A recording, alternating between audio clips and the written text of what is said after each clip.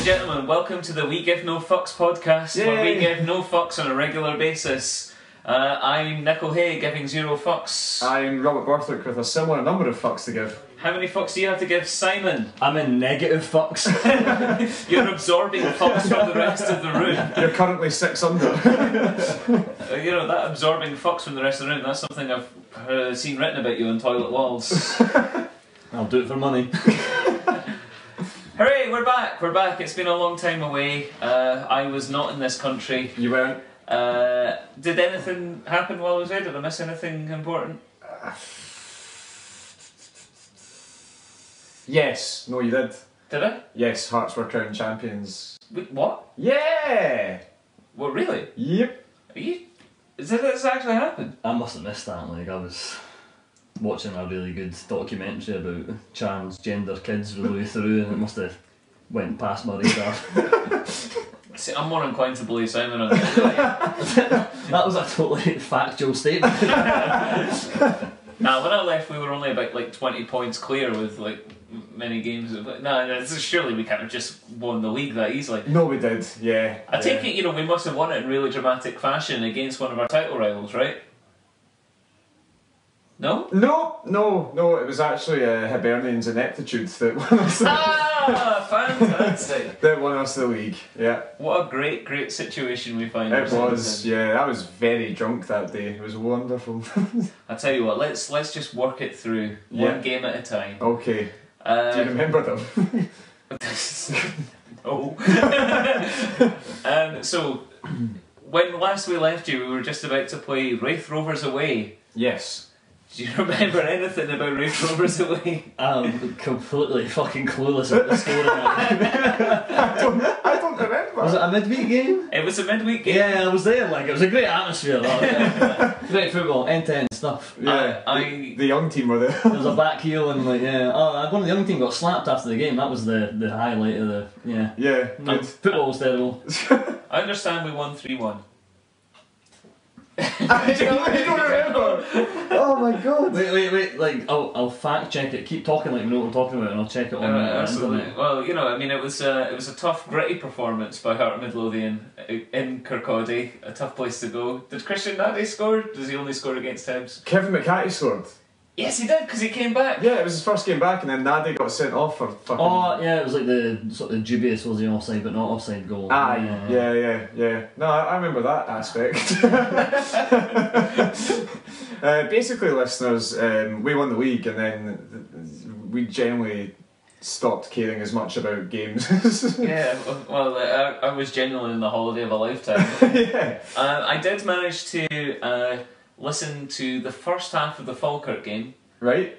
I watched about 20 minutes of the Queen of the South game, missing the early goal. Yes. And then I managed to half watch the first half of the Rangers game while I was in an airport. Nice. Fucking loads of games. Aye, I know. Like, Yeah. That was That's fucking outrageous. the fixture pile-up happened as you were in Japan. Yeah. It was all timed magnificently. To bring it back, I don't even need to look at that, Simon. It was Jamie Walker and Billy King that scored the other 2 goals, and Nadi got sent off. Nadi got sent off, and their goal was scored by some handsome guy, Craig Barr. Yes. Yeah, I remember that. I remember it vividly. Yeah. I don't, but... I kicked every ball in my mind. Hooray! We won that one. Yeah, actually it was a really good goal by Jamie Walker, remember now. He cut inside from the left and spanked it into the bottom corner, and then he went on to set up Billy King's goal about 5 minutes later. Well done, Jamie Walker. Yeah. So that was step 1 in the path to championship. Yes. Step 2 was the revenge game against Falkirk. Yes, yeah, I do remember the score on that one. That was 3-0. That was 3-0. Yep, and Jamie Walker scored again. Simon's got all the facts on his HTC there. Definitely not looking at it on the internet. Talk us through it, Simon. Just read the match report. Yeah. Osmond So set up Jamie Walker for the opening goal with the midfielder lashing home from about 10 yards. I don't remember that. What's that about Peter Houston? Oh, fuck that, I'm not reading that. Robbie Nielsen's side completed the scoring with 8 minutes remaining as Keating's fired in a shot. Yeah, I remember, and then we saw Tommy, who's not fat but used to be fat, on the telly. Tommy, yeah. He was the only person to run to the front of the crowd to greet James Keatings. Does anyone feel the journalistic standards of this podcast have slipped somewhat? Slipped.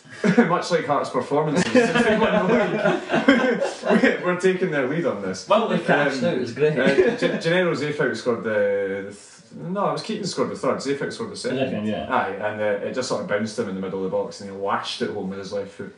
Well, all I'm happy with is the fact that we managed to get revenge for the team that beat us in the only league game that we really were that upset about losing. Yeah. The only time we lost during the season when we weren't champions. Yeah. And yeah, it was a very good performance. And then obviously 24 hours later, that was game over as far as the championship title was concerned. Yeah, well, I don't understand how the best footballing side in the division could lose. It's the Bayern Munich of the Scottish Championship. Somehow were overcome by Stuart McCall's hair. Stuart McCall. Yeah. Like that sort of speaks volumes about how far Rangers have sunk, that Stuart McCall steadied the ship and made them much, much better. Stuart McCall, who got emptied by Motherwell for being a humpty. Can you think of a more mid-table manager than Stuart McCall? Nah, I mean he's got like everything about him is like mid-table, like, and everything about him sort of screams mid-80s as well. He's a very much a mediocre gentleman. Even his height, he's not tall, he's not small, he's just absolute medium. He's the beigest motherfucker in the world. He is vanilla. It's a terrible rap name, Vanilla McCall. The Common or Garden Rangers manager, Stuart McCall. They won at Easter Road, didn't they? Yeah, Lee Wallace scored a goal, and then Kenny Miller scored another goal, and that was title over. I went to the Diggers and got out my tits drunk. I really thought Hibs would do them that day as well. So did I. I thought there's no way. Didn't see it coming, but obviously Stuart McCall's two sort of shite draws against lower league teams obviously got them fired up before it, and yeah, it was a good win for Rangers, and Stuart McCall had the good grace to say congratulations whilst Alan Stubbs looked in 7 different directions. It's a skill, don't underestimate it. Dem eyes. So yeah, we won the league while I was asleep, and when I woke up I put on a Hearts shirt and wandered around Tokyo, and nobody noticed or cared. No, I shouldn't imagine they did, to be honest with you. It was really good. The atmosphere just that day. Obviously it would have been lovely to win it at Tynecastle with a victory. But, still everyone came up to the Diggers and then went down to Tiny Arms, and Adam Eckersley was off his tits and he was singing and stuff like that, and Rangers fans got annoyed and it was a damn shame. But yeah, just the whole day seemed to be very enjoyable. All the players did sort of flood out into the wider world. Yeah, it was Eckersley, Keatings, Walker and McHattie went to the Tiny Arms on their way into town. Eckersley is still wearing the Hearts Scottish Championship Champions t-shirt that was provided for him all in the Gorgie Suite. And they sang some inflammatory songs about Rangers, and it seemed like everyone had a wonderful time. That was probably the exact moment that the foot came off the gas in regards to our season. I think the foot came off the gas and then got put out the fucking passenger side window, and we started steering with our cock and balls at that point. No hands. So it was a thoroughly enjoyable day. I'm sorry you missed it. I'm not. I've had a wonderful time. Well, fuck you then, alright? Go to Tokyo if you ever get the chance. It's great. Yeah, probably not during the season though. Nah, probably not. Would you have rather seen Hearts win the league, or be around when Hearts win the league, or go back to Japan? What now? If you gave me the choice right now? If you had if I was like the Doc from Back to the Future and I had a car and a dog who'd just gone back to the future and came back again, I was like, look, Nickel, let's do this. Right. Well, let me put it this way. No, just answer the question. I don't know. In Japan, the toilet seats are heated and will also squirt a heated jet of water right up your jacksie. What? What's that got to do with it? Dystopian futurism. I think you get a scalding on your arsehole after a terrible jobby. I think you're mispronouncing greatest future. So that doesn't really answer the question. I would go back to Japan in a heartbeat. You're a part-time, fair weather cunt of a fan. Is that how the robot uprising's really going to happen? It's like Terminator 2 where like a robot arm is going to be scalding arseholes all over the world and then a PC goes rogue. You've got buttons down the side, you can control it, it's all just, it's wonderful. Why am I only finding out this part of your story from your trip right now? The jet of hot water is controlled by Godzilla. You sit down in the toilet and just straight up there. But yeah, okay, so you'd rather go back to Japan than see Hearts win a title? Japan's really good. Wow, yeah, but you could go again. Hearts don't win the title every day. I'm pretty sure we're going to win it next season. Woo! That's wildly optimistic. I think you've had too much water up your arsehole. It's like that vodka anyway. Okay, well after Hibernian handed us the title on a plate, we had the homecoming and our first of many guards of honours from the Queens of the Souths. The Queens of the Souths, yeah, that was a good game actually. Really good atmosphere, pretty much the whole way through. Game was a wee bit flat for a lot of it because the players were just looking forward to the party at the end. I think. But yeah, no, that's another good victory against a good team. Queen of the South have hit form again. They are a good championship team, and yeah, we kind of never left second gear really. Just very early goal in that one as well, wasn't it? Yeah, it was so after 6 minutes, and then Ozturk or Uzturk, however you want to pronounce Uzturk. Yeah. After 67 minutes. Yeah, Uzturk's was a deflected free kick that went into the bottom corner, kind of trundled its way into the back of the net. I'd like to see Hearts score a goal between now and the end of the season and then celebrate by shooting a jet of water at the goal scorer's arsehole. As a salute to Nicol and his Japan adventure. As all the other players form a guard of honour. I would be very honoured by that. Osman Sow, I remember his goal now. He took it in about 20 yards from goal, back to goal, turned his man, Durnan, and stroked it into the bottom corner. Very sort of similar to his goal at Ibrox at the start of the season. Rolled it in the bottom corner, and then it was. They didn't really pose much of a problem, Queen of the South, and then we got that fairly fortuitous goal that Ozturk sort of slapped in against the defender's foot. This game, like all the other games that I managed to experience while I was away, was mostly through Hearts TV, and this fit the pattern of all the other ones. So Laurie Dunsire's commentary being sort of we've been very flat, we've not really we scored a goal. Yeah, it was. Yeah, you could tell the players weren't playing with the same intensity or impetus. It was just, it was just another game because, Robbie's saying obviously we still want to win all our games, but the players are in holiday mode now. Do you think if we'd not lost to Falkirk, we'd be playing with a lot more intensity right now? Like if the unbeaten record was still in play. Very possibly, but that game was similar to the games we played since we won the league because we weren't at it. Other teams wanted it more, fought more for it. There should still be enough to be playing for that guys should be playing with a lot of intensity between now and the end of the season. There still should be places up for grabs next season. There should be places at the club going forward to play for. Guys who've not had a lot of game time should be looking to get in and stake their claim. I agree, and that's why I think the Alloa game was such a useful exercise because guys like Kenny Anderson and Sufyan El Haznemi came in and played very well. Yeah. Guys who actually have something to try and play towards. Brad Mackay played in that game, obviously he's out the door. Adam Eckersley's the same. But guys like Anderson and El Yas. Guys like them coming in and staking a claim a wee bit it was good to see. Other than that, it's all guys who played all season who are maybe thinking, fuck, when's the flight to Ibiza? Well, there's the thing you touched on there. Adam Eckersley will not be picked up for next season. That's big news that you missed while you were away. Yeah. I understand it caused a little bit of controversy. How do you feel about it, Simon?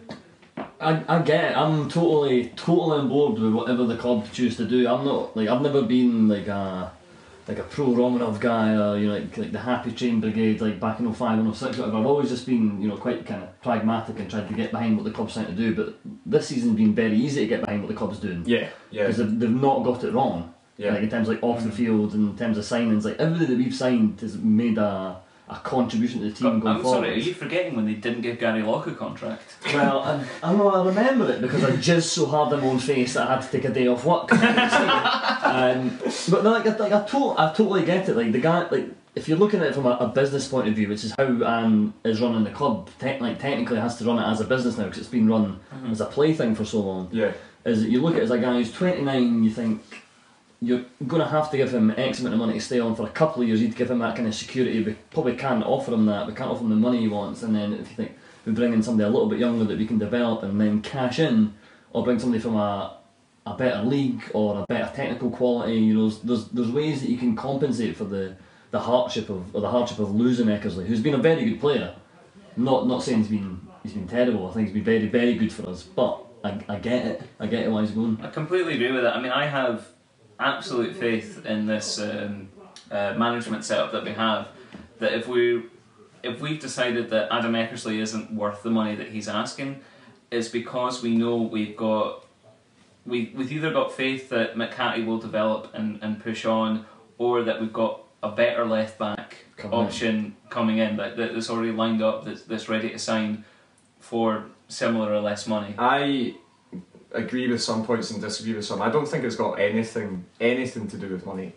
I don't think it's got anything to do with money. I think it's purely to do with he's got no sell-on value. I think you could easily afford him for, like, say, a year's extension or 2 years extension. I don't think that's an issue at all. I'm a big Eckersley fan, as I've said on this podcast numerous times. I love the guy. I think he's so hard working. He's solid as fuck. He's very good defensively. I'm genuinely upset that the guy's leaving. I would have kept him for trying to find our feet in the Premiership again. You know, that sort of experience could be very, very helpful, especially in a back line that's still very young. You know, even if he's understudy to McCarthy, he's still pushing McCarthy. I think he would have been a great signing. You know, Nielsen's saying that he's wanting to sign someone younger, maybe with sell-on value. That's fine, but is that really going to push or improve McCarthy? You know, time will tell. But I definitely would have kept Adam because I love the guy. I think he's quality. I think he's a great professional as well as a great footballer. He's been like a Stefan Mahi signing for me. He's been like an old experienced pro, kind of like that. Totally loved playing for the club. He had a bit of affinity with the fans and stuff. Really got what it meant to play for Hearts. Yeah. And he's been excellent. Something in the order of 7 million times more handsome than Stefan Mahi. Yeah, he was fuck ugly. Like. Which is a good judgment that we can make, being 3 Adonises. I'd fuck myself. Great news. Yeah. So that happened, and we move on and move forward. And like you say, the Alloa game came round, which again we were a bit flat, but we gave guys like Kenny Anderson and Sufyan El Hashnoui their starts. I like how we're just completely ignoring the Rangers game. Didn't fucking happen. Oh god, yeah, that did happen in between there. Yeah. Oh yeah, Rangers game. Yeah. Right. Okay. Let's talk about the Rangers game. Let's talk about fundamentally the party that you had attending the Rangers game. It was what were the 2 magazines we bought, Simon? I had BFF. So basically, we'd decided to dress up, not dress up, get suited and booted for the game, and we were very much of the opinion, and I'm still like post-match, I didn't give a fuck what the result was. I didn't care if we won 10-0 or got scalped 10-0. I did not care what was happening. So I thought it'd be good to get like a paper to read or something, and go into the newsagents. I was like, I'm not wanting to buy the Mail on Sunday or anything. So I bought Robert a copy of BFF pre-teen girl magazine, and I got myself a copy of Girl Talk magazine, which had a lovely segment about sleepover do's and don'ts, and also are you a Frozen superfan quiz. Yeah. Are you a Frozen superfan? I've not actually seen it, so it turns out I'm not. Oh, are you a Frozen superfan? No, I've never seen it either. Wait, are you joking? No, not joking. I'm sorry. It's really good. It's not as good as Tangled. That's a tip for you Disney animation fans there. Great I'm a bit off watching Disney animated films after I found out one of my friends had pretty angry sex to the Lion King. So that's tainted the whole thing for me now. So it would do. It would. I'm sorry you had to live through that. Yeah, I wasn't there when it was happening. Well, what's your top sleepover do or don't? Well, it was all about making jewellery and stuff, and I think if I was at a sleepover as a 30-year-old man, A, it'd be fucking bizarre that I was at a sleepover, and then B, that I was making jewellery for my friends. But yeah, that'd be my top tip: make some jewellery and then find out who your real friends are. Yeah, and then Kenny Miller scored. Rob! You had to. Yeah, we were pretty shit at that game, weren't we? Yep. Yeah. We did not have the intensity or the fucks that Rangers had to offer. I have a theory about the Rangers game. What's that? And about Hearts perceived lack of intensity post winning the league.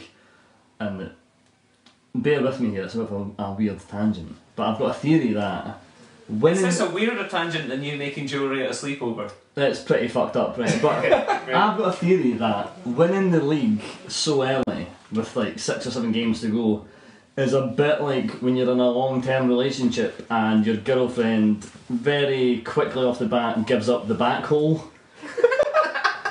Because then what is there to do after you? Where do you go? What have you, like when you fucked all the holes? What is there to do? You can't talk to her. No. Yeah, I'm not going to talk to her. Like put it in the ear. So like how do you motivate yourself when you've done it all? You've got your brown wings. Like what is it to play for? So what you're saying is that this Hearts team has shagged the championship up the arse? Pretty much.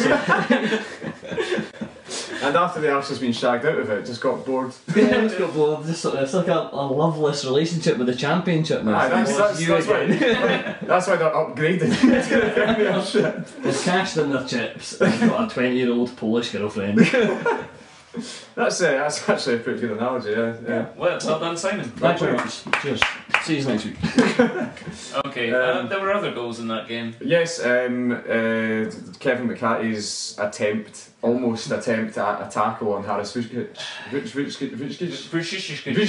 Yeah, I think that's what Kevin McCarthy was trying to work out while he was saying. He was like, "What's this guy's name again?" He was in the scouting report. I know what I was like. Oh, he scored.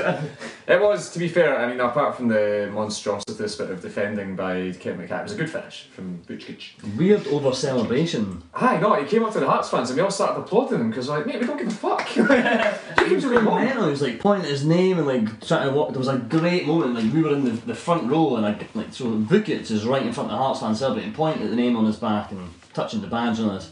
And some absolute spang piece for like 6 rows around from us tried to run onto the park and sort of managed to vault over the big concrete partition at the front. Aye. And then fell over his own like feet and smashed his face into the back of the advertising board, and the stewards just looked at him for about 4 seconds and then just walked away. Nah, I'm not helping you, mate. Yeah, that's about the time that I was just playing about with that tiny wee trophy that French brought.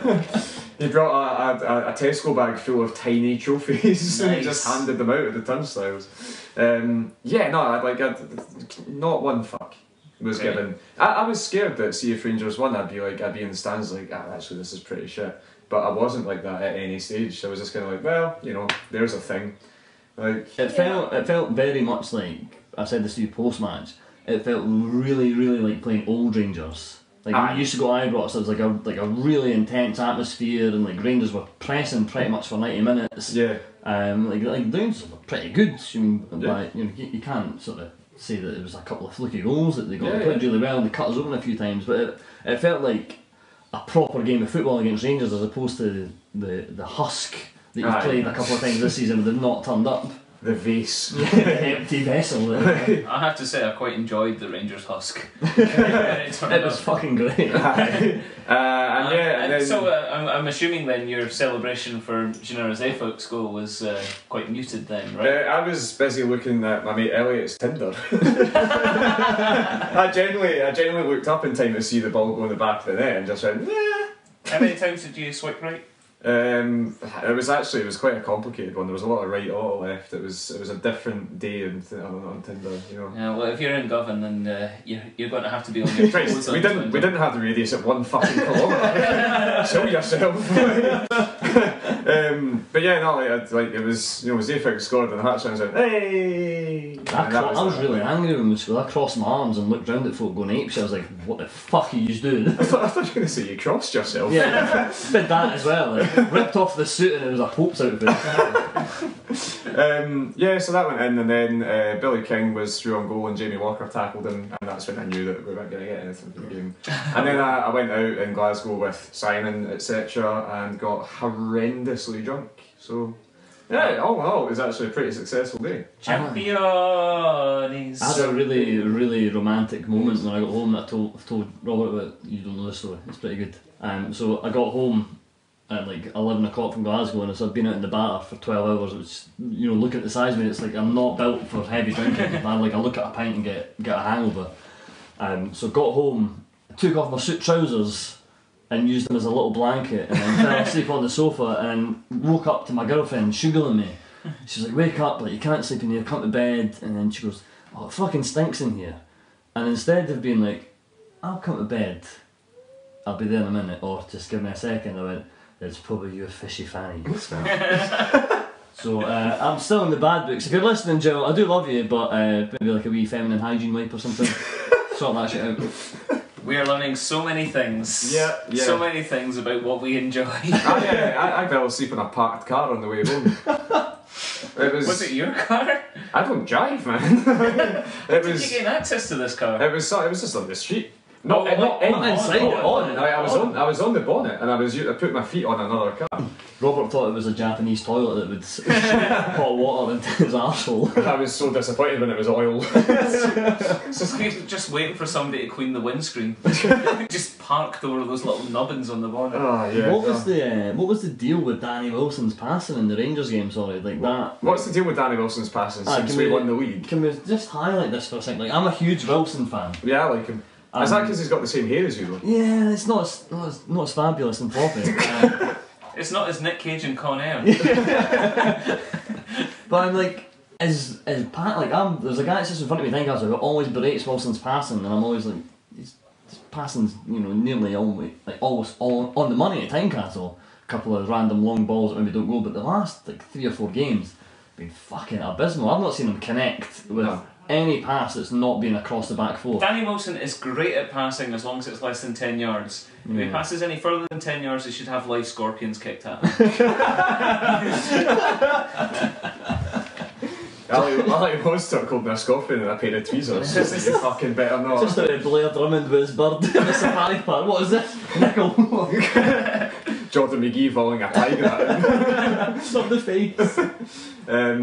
His passing's been fucking way off. I mean, he got a masterclass in crossfield passing by Brad Mackay on Wednesday. Really? Brad was connecting with a lot of them, finding Eckersley and stuff like that, and Wilson was pumping them out the back. Same with Gomez's distribution as well the last couple of games. Like, I'm Honestly. very much of the opinion now that your two real undroppables in the team right now would be Bayardo or Pallardo if you're a Hearts fan who's had a serious head injury, and Oosterd, I would not drop them. I'm all about rotating guys now between now and then the season and give them a chance. But I would happily drop Wilson and put McGee at the back. I'd happily drop Gomez and put Anderson in there. Yeah. I thought he played really well in the Alloa game, dropping deep, which is you hear about him when he came over it and he makes runs into channels and stuff, and he sat really deep in the Alloa game and bossed it. He was superb. Yeah, I thought he played really well.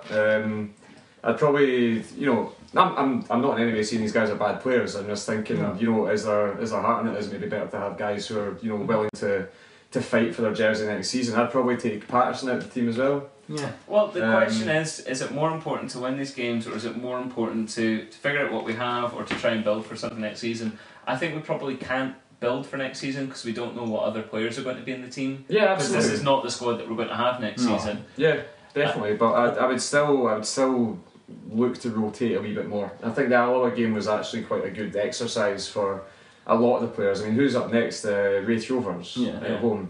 I can see Anderson and Elhas starting that one as well. It's been a long season as well, man. I mean, it's no disrespect to guys like Wilson and Gomez, and you can understand the mindset of guys kind of checking out a little bit mentally, and maybe just not totally committing to balls and stuff.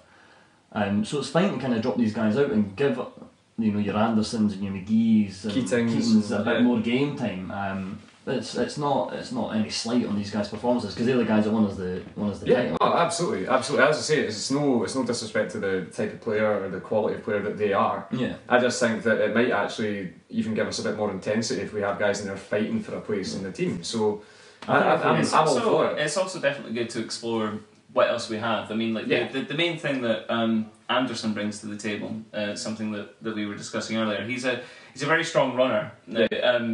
Obviously, he's only been in a cameo role before this Alloa game. I've only seen him a couple of times. What really impressed me was how willing a runner he is and how good his technique on the ball is. Yeah. You were saying in the Alloa game he was playing much deeper, so it kind of made me think that he could evolve, or he could be like a sort of late career Paul Hartley kind of a player. Yeah, I think so. I think the main thing that really struck me about him, obviously we've seen the highlights of him playing for RKC Valvik and stuff like that.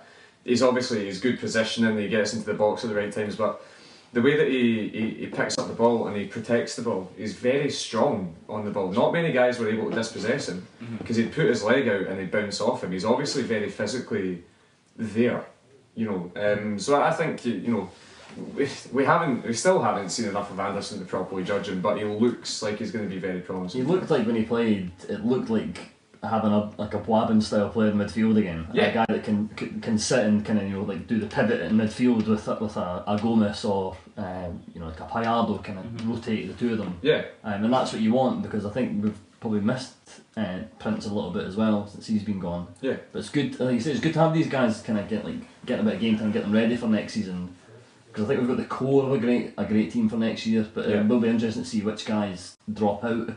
Apart from your obvious ones like Mackay and Robinson, who are out the door. I'm not sure Holtz is already gone. Yeah, Holtz. Which other youngsters will start to get fed into the first team between now and the end of the season? Which ones will get let go, and then who will start to try and look to bring in as well? I think like the Raith Rovers game, the Cowdenbeath game, we could even see guys like Sean McCurdy and Ian Smith and Nathan Flanagan getting a place on the bench. Maybe not even coming on, but just giving them that a wee bit more experience of the first team squad on a match day and stuff like that. I could even see them becoming more involved. Ali Roy as well, he played at the start of the season, so we've got young guys who are maybe this is the time of season before the Rangers game, obviously the last game, maybe give them a couple of minutes, 5 minutes on the park and stuff like that. He's not been scared to do it throughout the season. No, Ali Roy, he played right at the start of the season, but he's been on loan at Preston Athletic. That's I right. think he came on against Raith Rovers when we won 4-0. Yeah, he went with Adam Scott and who else went to Preston? Liam Henderson? Liam Henderson, yeah, that's right. So yeah, it's these guys who can all step in and get a wee bit more experience. Sean McCurdy is obviously a big one. Angus Beath, unfortunately, has been on loan, so he can't play. But young guys who. Are you sure about that? Do you maybe let's check with Hibs.net? Because they can email SFA and find out if these. That's right. Yeah, because obviously Gary Oliver, we're still waiting for our 40-point deduction for him coming on for a cameo role against Hibs. So it'd be good to see these guys get one. Obviously Gary Oliver, just mentioned there as well. He's quite a big one. I think one of the major ones actually is Liam Smith, who I think will be also on loan. Yeah, also on loan, but I think he'll be quite an important squad member next season. Like, he's really impressed me anytime I've seen him either on loan or playing in the reserves or like the Petrofac Cup games. Yeah, absolutely. He's like, we don't have a lot of depth at right back, and I think he's going to be quite an important squad member. I think the development game that we lost against Hibs the other day shows you how much more scouting and recruiting we need to do for the youth teams, because we had 2 under-15s and under-16s guys starting against Hibs. That tells you how thin the under-20s squad really is. We need to recruit more. I think obviously that's what Roger Arnott. Yeah, I think that's what he's been brought in to do, and obviously John Murray will help out. Craig Levine. I think that's the big thing that administration did to us. Really, it really absolutely decimated the youth teams. It'll be a real slow burner, that kind of process. Was really we identified right at the start of like the Budge era that I had to get the first team sorted out. Yeah. And now the fallout of that is you got the business sorted out, and now it's I think the next 18 months for us will be absolutely heavy recruitment from all age groups. Yeah. And you'll really start to see Hearts kind of kind of like that sort of idea of bleeding guys in from different age groups come to fruition. You'll see guys moving up through the academy and into the first team and getting games. You'll start to see your guys like your Liam Smiths and stuff moving into the first team in the next 12 months. Yeah. But that's the thing that's had to kind of maybe just be left right now, because it wasn't imperative. When you realise that you're almost before you realise I'm going to win a league, do we need to really bother our arse with signing 6 kids? And how about this for a world-class link into another bit of news? Obviously, a lot of the sponsorship money is going to be spent on the academy. Yes. And what about that sponsorship, though? My words, please. Just fucking save them. Save them all. What? I'm keen for this. This is. It's rare that the announcement of a sponsor will make you just smile and be happy about your football club. I was delighted when Mongo were put in charge. I fucking love taking money off people. I love exploiting the poor and the needy. But as much as I love that, saving the children probably Probably a little bit ranks a higher bit up. above. Just another Ambudge home run. Yeah. But it was a phenomenal announcement, and the whole deal. There's nothing but positives for Hearts. Yeah. You don't come out of it badly. 100%. Yeah. I mean, Hearts get money from a philanthropist, and obviously they give money to the charity as well. So both sides of this are winning with sharing a seven figure, whatever amount of money. A sum. Yes, a sum. They each get a sum, 50-50 each, and it gives you that sort of cosy feeling where you're like, God, it's good to support Hearts again. Like after a few years of shit. We've totally got our shit together. Oh, 100%. It's staggering to see where we are. Yeah.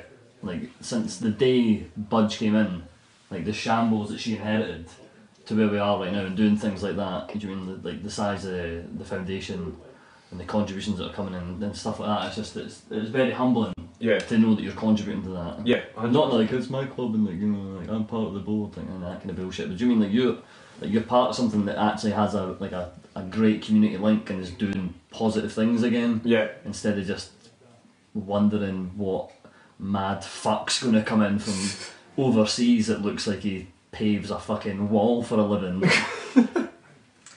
So that brings us neatly up to date with everything that's happened with Hearts in the last few weeks. Nothing else happened. No other games to cover. No, don't believe so. No. Definitely didn't get outwitted by the Cookie Monster. No, I watched the Manchester derby today, but that was about it. Yeah.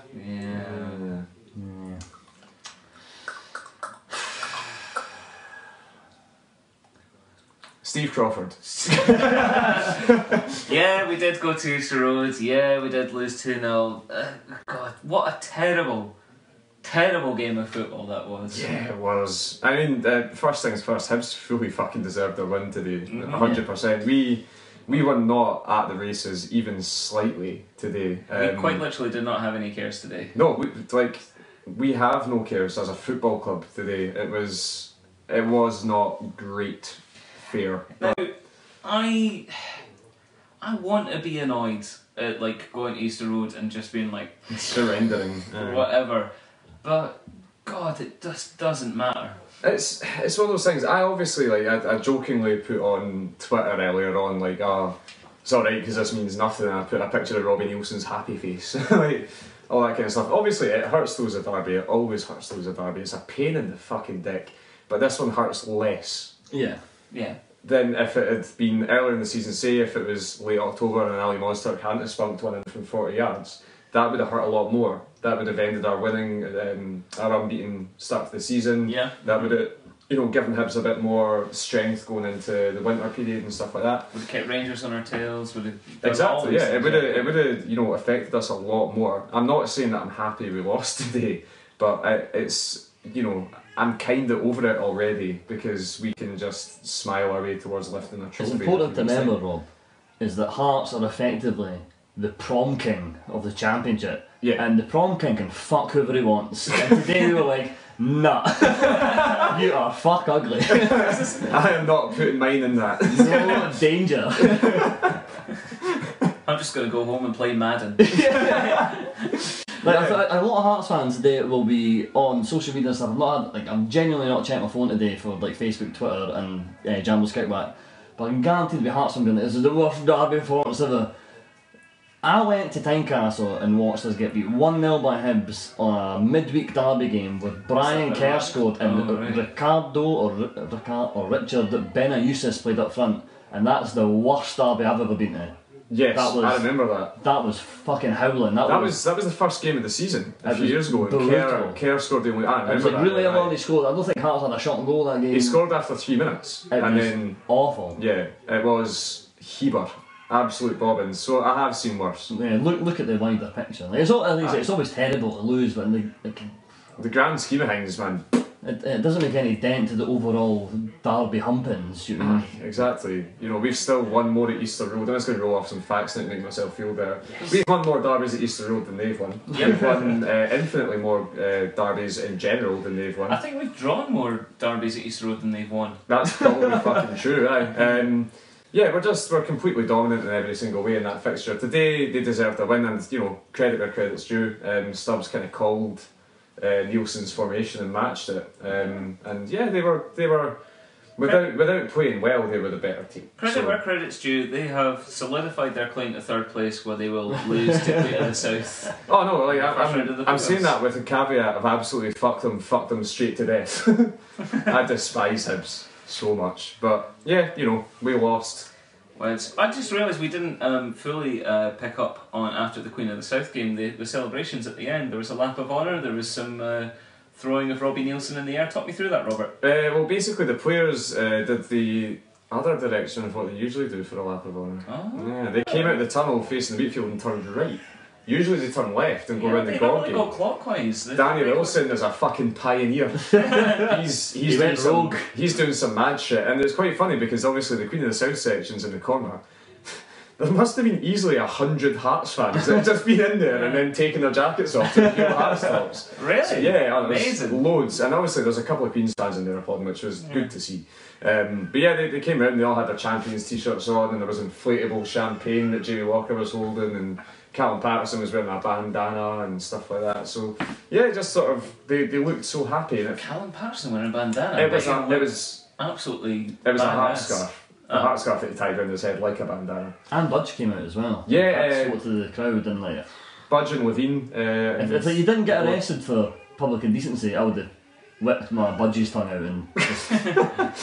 Oh, she's some woman. Like. She is, she's great, and you know, she's always so sort of like, oh, well, you know, thank you. It's great. Like, sorry for being great. Like, she came out and obviously she was loving it. Like, you know, she's a couple of seasons ago sitting in Wheatfield stand herself, and you know, waiting for the players to come out and for her to come out first with Levine and all that. And Levine giving it the whole like, come on, to the Hearts fans when he came out. It was amazing. I think he was pissed. He was absolutely blotto. Like, is he ready to crunch Graham Hogg again? But yeah, it was great. You know, they all went round and someone gave So a Sweden flag and Zefauka flag. A flag. I don't know what it was. It was a bed sheet with the word flag written on it. But they gave that to him, and like, that's you know, nice. Yeah, and all the players were wearing heart scarves, and you know, even like bit part players from the season, Scott Gallagher and Dale Carrick, and all these guys were on the pitch loving it as well. Yeah, it was just lovely, to be honest. You know, jumping about and champagne and shit. It was great, and Nielsen getting thrown in the air. Yeah, cool. Yeah, it's all been happening since you've been away. And also Nielsen took the microphone off Scott Wilson at the end, and I was walking out at this stage. And he genuinely, like, you know how Nielsen kind of talks like this, you know, he's got this sort of slight Glaswegian accent. Very measured. Like, very measured. He took the microphone and he was like, well, I'd just like to thank all the fans, like fucking Vince McMahon. Like, he took it on, it was like fucking Frank Sinatra. It was like... The voice you did there, he sounded like he was running the waltzers.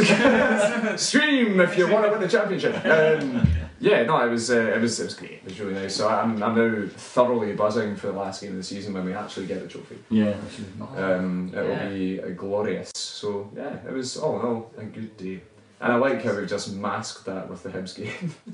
Let's be honest, there's nothing to discuss in that Hibs game. Like, we're going to do songs later, and there's no chance we're going to pick a man of the match out of the Hibs game because there were no men's of no matches. No, there really wasn't. I'd always pick Payardo just because he's so lovely, but yeah. He was pretty good. So had a reasonable game. He had a lot of touches. Yeah.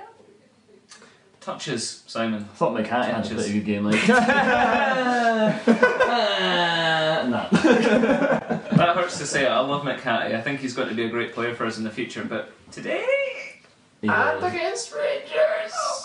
It will take him a while to get back to it. Like, that's a heavy injury and stuff. Again, it's understandable that he's a wee bit, you know, off the pace, but it's fine. I like McKay a lot. You know, I'm obviously an Eckersley fanboy, but I do like McKay a lot, and if he plays, I've got no qualms with it.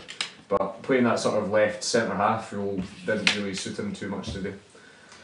Okay, games done, songs to come. Let's song it. I mean, it's very, very difficult to sum up, 4 games? Yes. And I wonder, especially after the last one yielded zero zero good chances. So you not done it like an ABBA mega mix. I think though the man who we've chosen is fully deserving, especially as we approach the end of the season. I think he's a very, very solid choice. The architect of much of our success. Absolutely. Steve Crawford. Steve Crawford. It's not the end of the show. Please don't turn off. Yeah, that's who's getting the songs. So would you like to begin, Robert, or shall I? Or Simon, would you like to? No? Oh, Simon's run away. Simon's... I had a good idea for the start of the song, and then we played Pretty Tollies today. Going to just sing it anyway, it's quite good. No, like I had an idea for a song that was going to be Captain by Biffy Clyro about Danny Wilson, and it was like... No, sorry, no Biffy Clyro on this show. It's quite good though, let him sing it. Yeah, that was it. I did it. You talked over me, so go fuck yourself on Aaron Rod. Cool, I'm not allowing Biffy Clyro on the show, just not doing it. Fuck, right, okay. Yeah, your Steve Crawford song? Yeah, okay, I'll crack it out. He's on the bench when we fuck the Hans. You fought the craw and the craw won. You fought the craw and the craw won. When Robbie leaves, he'll be number one. We fought the craw won. We fought the craw and the craw won. Incredible effort. Thanks, bro. Oh wow, it's making mine seem less tenuous. Bring the noise. Okay. Steve Crawford, he was a high B, Steve Crawford. Now he's a jambo, Steve Crawford. But we won a title, ooh. Yes, it will do. Bravo. So Simon, who wins? Well, because Nicole totally shot me down in flames for my Biffy Clyro chat, Rob wins. Yeah. Deserved in one. I am the captain. He is a meme. You can't take that away from me. The worst fucking band. I fucking hate Biffy Clyro. Yeah. Anyway, so we've wrapped up a podcast. Yay! Good for us. Yeah. We need to get out of here because the youngest Jambo in the crew is needing his bedtime and we're recording in his bedroom. Yes, young Duncan. Yeah. I thought you meant me then. No, he's 6 months old. You don't quite have his emotional maturity. I'm not sure I ever will. Okay, so thank you for listening. Thank you so much for bearing with us while we were away. We do appreciate that it was a bad point of the season and we let you down so badly. Have you apologised yet though? I'm not going to apologise. I had a fucking magnificent holiday. Like a selfish lover. Don't care if you're satisfied, hen. But yes, please do email us on wehavenocares@gmail.com. Please tweet us on @RF Or no, that's me. Yeah, that's you. Tweet us on Tweet we us. have no cares. Tweet Robert at RF Borthwick. That's a good idea. And tweet you at Nickel Hay. and tweet Simon at. It's Mr. Salmon. I'm not going to spell that again, fuck you. No, that's fine. You'll find me, it's fine. You'll find it whenever controversy is brewing on Twitter, you'll find us there. Hashtag Turtlespick. You know what it is. You can find us on Tumblr. wehavenocares.tumblr.com. That's got this episode and all the previous ones as well. That's correct, Robert. Fucking does. So we now have 3 measly episodes left until the end of the season. So Yep, and hopefully they will matter. yep. We still have no cares. Steve Crawford. Steve Crawford. Steve Crawford!